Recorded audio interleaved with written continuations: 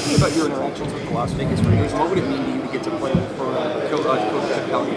That'd be awesome, man. And seeing that that move from Coach Kelly, I'm so happy for him. And he's one of the best coaches I've had, man, and one of my favorite people I've been around. And we've stayed in contact, and I hope it'd be amazing to get the opportunity to play for him again. Really, anyone. I'd be happy to go anywhere, man. But he's a great dude, and I'm just so happy that he got the opportunity that he did, and I think that's a really good place.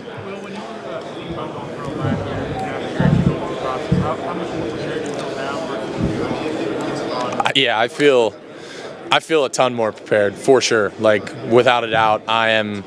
This year at Ohio State, I wanted it to be a step up, and I talked about the two things that I was looking for in a school were developing as a prospect and developing my draft stock and competing for a national championship. One of those boxes checked, and now going into this process, the things that we went through this year, what I learned going into a new locker room, having to win over a locker room, all those different things really truly taught me so much, and I feel really well prepared.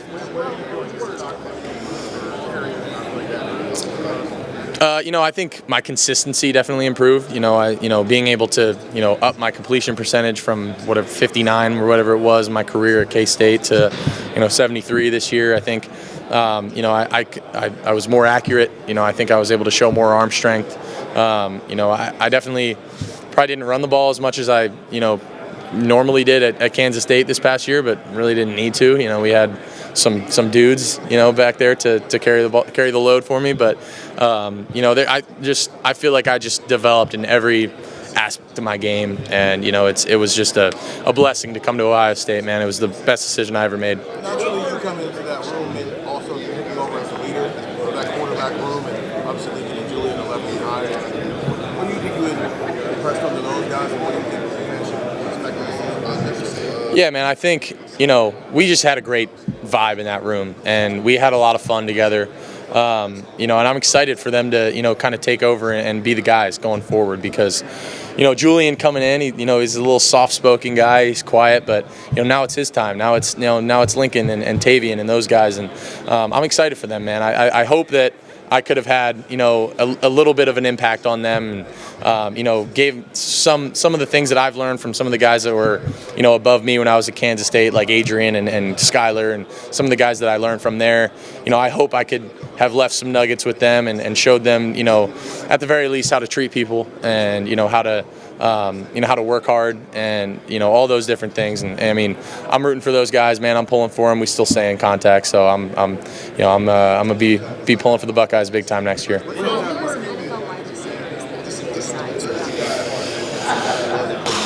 Shoot, I mean, they're all unbelievable. I of course, being the Ohio State guy, I'd love to throw to Garrett and Chris and JSN and Marv. But I mean, you could go down the line. I mean, I've always really loved Devontae Adams' game. I thought his game was really awesome. I think the two LSU guys with Jamar and Justin are unbelievable.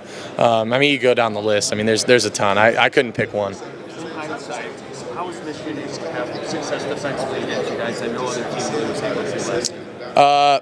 I don't know, man. It was they were a stout front, and they did a good job up front. But we're here to talk about the draft and the combine. Well, in terms of the top three quarterbacks that you really like to watch, who would you say those are? It's a good question. I got to say Patrick Mahomes, because he's a dog. Josh Allen. I love watching Josh. I think he's obviously deserved of the MVP award, and did a great job. But I think that third guy, I'd probably have to say Lamar. I just love watching Lamar play. He's developed a lot as a quarterback, and I think a lot of people were saying he was just a running back coming into it, man. But he truly has turned into an elite thrower, and I think that's a cool part. And those three guys, I love watching those three guys. Yeah, man. What are some lessons you think you took from the playoff run that you can then translate into your time in the NFL? Man, shoot, what didn't I learn, man? I learned a lot from this past year, but you know, you're never out of it, man. And you know, it felt like the world, you know, was caving in on us after that last game of the year, and you know, a lot of people wanted to say that, but you know, we still had to cling to hope that, you know, that we could still win a national championship, and we did that.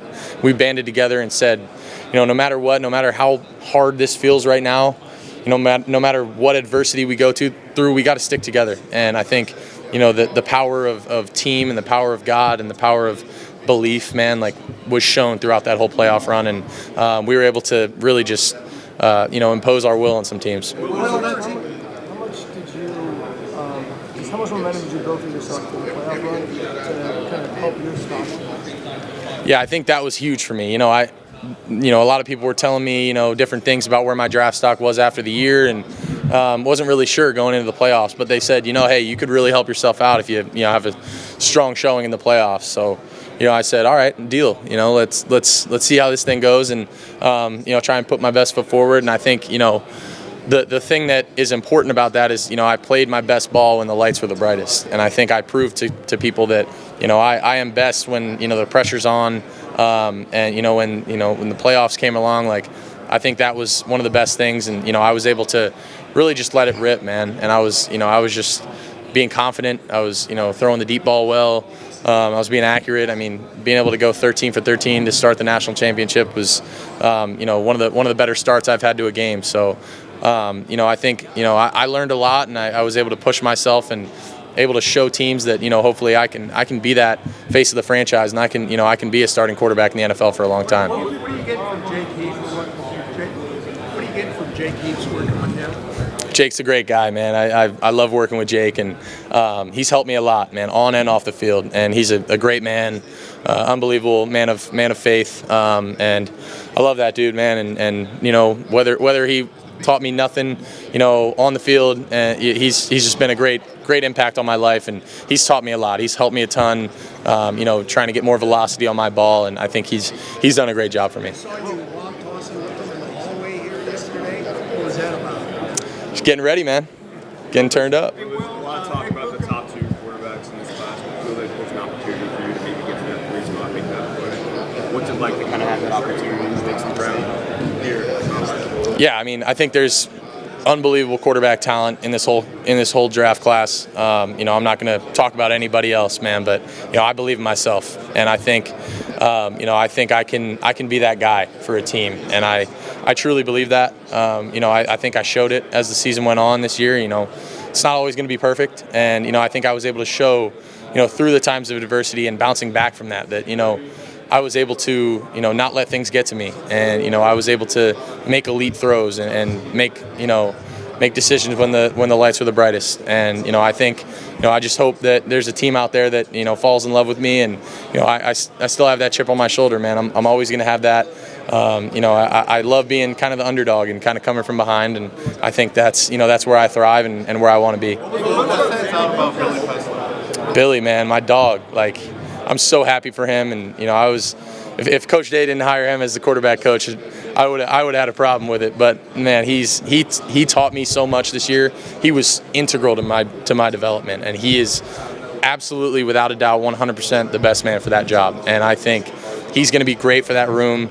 You know, he brings a human element to it, where he's not that much older than us, you know, so he's able to relate to us on, you know, kind of a, you know, guy-to-guy level, but he's also, you know, able to lock in, and like, he taught me more than a lot of, you know, guys in that role ever could have. And you know, he really was kind of the mouthpiece from Coach Day to me, Coach Kelly to me at a lot of times if they were doing anything else. Like, he was really like my personal one-on-one QB coach at times, and he was great, man. And I got all the praise in the world for that dude. He helped me so much. The things that we did on Thursdays, going on our walks, talking about every play in the game plan. You know, what is each pass play? You know, what's it best against? What's it good against? What we have to manage it against? I felt so prepared going into every single game, and a big part of that was because of Billy. What's it like playing Chip Kelly's offense last year, and you like to do it at the next level now?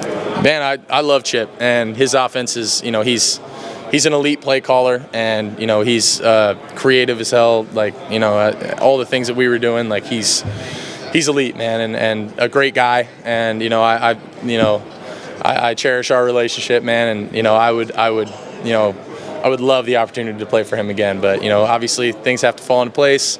We'll see. Obviously I would be happy to go anywhere, but if I got the chance to play for him, I would love that. Julian's one of the most accurate quarterbacks I've been around, and the ball just looks so pretty coming out of his hand. Like, it spins like prettier than I've seen a lot of balls come out of quarterbacks' hands, and he's got a real chance to be elite, man.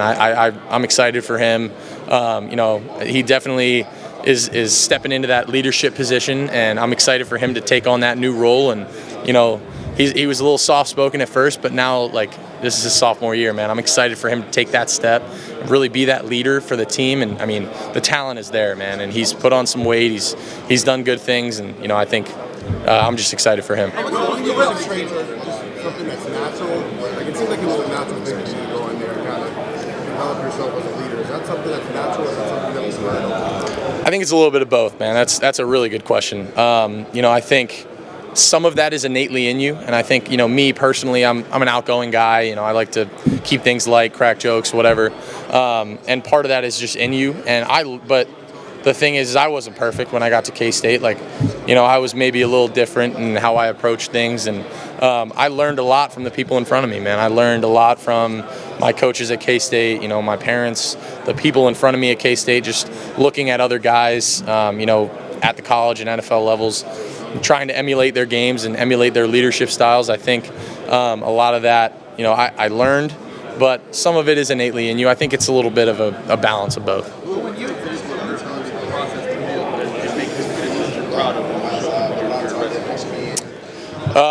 I think you could look at a lot of different things. You turn on the film, and I think I could talk through pretty much any play. You want to bring up a play, I'll tell you why I did what I did, what the read was, what the play call was, what the protection was.